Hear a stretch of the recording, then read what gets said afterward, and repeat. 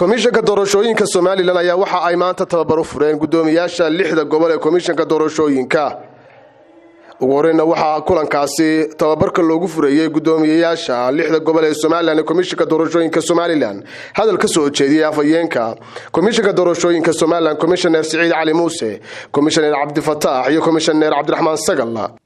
xagga result management systemka ama qaabka loo soo gudbinayo natiijada marka doorasho dhacdo te waxa tiinadooda mas'uuliyad baa idin saaran qarankan ka saaran waxa la idin xushay oo la idin doortay hawsha ina qabataan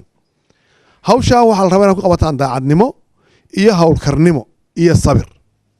waxa loo baahan yahay in aad iska hubisaan natiijooyinka saa u sameeynaysan iyo keedin ka soo horeeyay soo sameeyay sax inuu khaldan yahay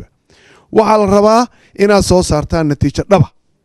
oo dadka ku tartamaya maanta murashaxiinta ku tartamaysa madaxweynenimada qaranka iyo ku xigeenkiisa oo cadaalad soortaan inaaradana hadda si fiican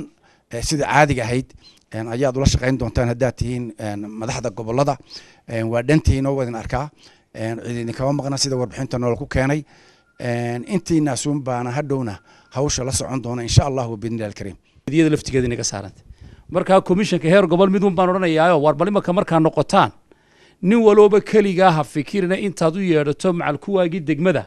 wada fadhiisto xataa anagu waanu idin dhaarinay annana waanu dhaaranay idinka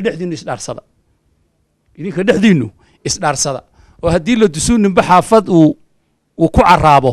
oo hadhow la yiraahdo xildhibaan hebel buu ayuu la soo shiray ama uu la joogay arrinku way